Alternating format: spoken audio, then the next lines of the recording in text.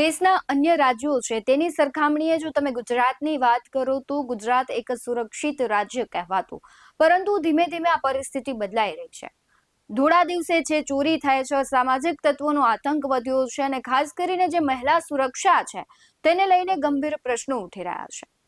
દીકરીઓ છે હવે સલામત નથી. મહિલા સુરક્ષાની જે પ્રકારે વાત કરવામાં આવે છે તે પ્રકારે જે કિસ્સાઓ સામે આવે છે તે પ્રશ્નાર્થ ઉભો કરે છે કે શું ખરેખર ગુજરાતમાં મહિલા સુરક્ષિત છે?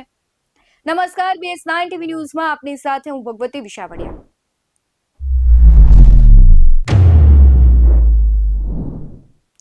રાજ્યના મહેસાણા હોય, અમદાવાદ હોય, સુરત હોય કે રાજકોટ હોય, દરેક જગ્યાએથી એવા કિસ્સાઓ સામે આવે છે જે મહિલા સુરક્ષાને કલંકિત કરતા હોય. રાજ્યની પોલીસ છે ખૂબ સારી કામગીરી કરી રહી છે, પરંતુ ક્યાંક જે કિસ્સાઓ છે તે સવાલ દરેક પર કરી રહ્યા છે. એમાં પણ જે મહિલા સુરક્ષાની વાત કરવામાં આવે છે, જે આંકડાઓ છે તે સતત પ્રશ્ન કરે છે કે આ આંકડાઓ શા માટે આટલા વધી રહ્યા છે જો ગુજરાતની મહિલાઓ સુરક્ષિત છે. મહિલા સુરક્ષાને લઈને રાજ્યમાં ચર્ચાઓ થઈ રહી છે. વિપક્ષ છે અનેક સવાલ કરી રહ્યા છે. એમાં પણ રીવાબા જાડેજા જે આપણા મંત્રી છે તેમણે જે ટ્વીટ કર્યું હતું ત્યારથી મહિલા સુરક્ષાને લઈને અનેક સવાલો થઈ રહ્યા છે. આ બધાની વચ્ચે આમ આદમી પાર્ટીના ધારાસભ્ય ચૈતર વસાવા છે તેમણે ટ્વીટ કરતા લખ્યું છે કે गुजरात में 5 दिनों में 3 बेटियों के साथ बलात्कार हुआ. बंगाल की घटना पर ट्वीट करने वाले गृह मंत्री हर्ष संघवी जी क्यों चुप है? सुरक्षित गुजरात और महिला सुरक्षा का दावा करने वाले मंत्री रिवाबा कहाँ है?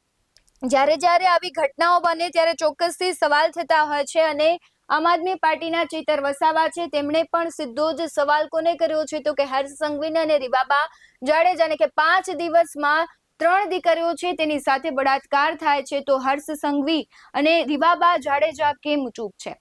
એક મહિલા મંત્રી તરીકે તેમણે કેમ સંવેદના છે તે વ્યક્ત ન કરી? અને અવારનવાર સવાલો પણ આપણે જોયું કે જિગ્નેશ મેવાણીએ પણ આપણા જે ભૂપેન્દ્ર દાદા છે તે મૃદુ અને મક્કમ કહેવાય છે તેના પર પણ સવાલ કર્યો હતો કે અન્ય રાજ્યમાં જો આવી ઘટના થાય છે તો ત્યાં આપણા મંત્રીઓ છે જે કહેવાય છે કે મુખ્યમંત્રી છે એ પણ ટ્વીટ કરતા હોય છે ને ઘણી વખત તમને એને રસ્તા ઉપર પણ જોવા મળ્યા હોય છે કે તે ન્યાય માટે પોતે પણ કેન્ડલ માર્ચનો ભાગ બન્યા હોય.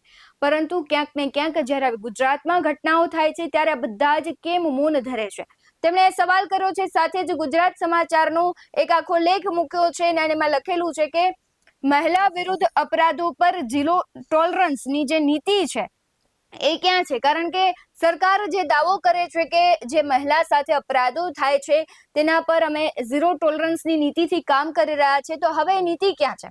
સુરક્ષિત ગુજરાત 5 દિવસમાં 3 બાળકી પર દુષ્કર્મ આચર્યું. હવે જે નરાધમો છે તેને સજા મળશે કે કેમ? કારણ કે દીકરીઓ છે નિર્દોષ હોય છે. હવે ઉગીને ઊભી થતી દીકરી સાથે જો આવું કૃત્ય નરાધમો કરતા હોય તો અન્ય દીકરીઓની તો વાત જ શું કરવી? કારણ કે દીકરીઓ ન તો એવા વસ્ત્રો પહેર્યા હોય છે, ન એવું એને એક પણ નિર્ણય લીધો હોય છે કે ન કોઈ પણ પ્રકારનો એમનો વાંક હોય, તેમ છતાં દીકરીઓ છે દુષ્કર્મનો ભોગ બને છે. ત્યારે એક માનવ વિકૃતતા ઉપર પણ એક સવાલ થાય.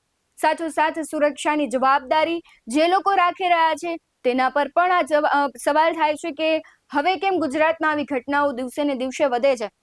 એ આખું એનાલિસિસ આપવામાં આવ્યું છે કે જે દીકરીઓ પીખાઈ રહી છે, ગાંધીનગર અને ભાવનગરમાં માસૂમ બાળકી પીખાય, આટકોટમાં દુષ્કર્મનો ભોગ બનનારી બાળકીની સ્થિતિ ગંભીર. હવે જે દીકરીઓ છે ન માત્ર કોઈ શહેરમાં છે તેની સાથે આવી ઘટના થાય છે, જે છેવાડાના વિસ્તારો છે ત્યાં પણ દીકરીઓ આવી ઘટનાનો ભોગ બને છે. જે નરાધમો છે તે ખુલ્લેઆમ રખડી રહ્યા છે, કેમ તેનો પોલીસનો ડર નથી? એક એવી સજા અને એક એવો દાખલો બેસાડો જેથી કરીને આવા વ્યક્તિઓ છે, આવા નરાધમો છે સમાજમાં અને દીકરીઓના જીવનને બરબાદ કરનારા આવા નરાધમો છે તેને એક પ્રકારનો ડર બેસી જાય. એક એવી સજા ફટકારવામાં આવે એક નરાધમને તો દાખલા રૂપ આપણે કિસ્સો બેસાડીએ તો ચોક્કસથી અનેકમાં છે આવો ભય ફેલાશે. કારણ કે જે દિવસે ને દિવસે આંકડાઓ વધી રહ્યા છે, આપણે ભવિષ્યમાં પોતાની જાતને કંઈ જવાબ નહીં આપી શકીએ જ્યારે આખું સમાજ છે અને આખા ગુજરાતમાં આવી ઘટનાઓ સામાન્ય થઈ જશે. એટલે આવી ઘટનાઓ સામાન્ય થઈ જાય, આપણે પોતાની જાતને જવાબ ન આપી શકીએ અને જે જવાબદારો છે એ કડક કાર્યવાહી નહીં કરે ત્યાં સુધી સુરક્ષિત ગુજરાત છે તેની છાપ હવે ખરડાઈ ગઈ છે. તેને ફરી એ સુરક્ષિત ગુજરાતની છાપ આપણે નહીં બેસાડી શકીએ. યુપી અને બિહાર જેવી પરિસ્થિતિ જો ગુજરાતમાં થઈ જશે તો તેને કંટ્રોલ કરવી પછી અઘરી થશે. તમારું શું કહેવું છે કમેન્ટ બોક્સમાં જરૂરથી જણાવજો. બાકી આવા જ વધુ અહેવાલો સાથે ફરી મળતા રહીશું. તમે અમારી યુટ્યુબ ચેનલને સબસ્ક્રાઇબ કરવાનું, અમને ફેસબુક અને ઇન્સ્ટાગ્રામ પર ફોલો કરવાનું ભૂલશો નહીં. બાકી અવનવી અપડેટ્સ મેળવવા માટે આપ જોતા રહો BS9 ન્યૂઝ. નમસ્કાર.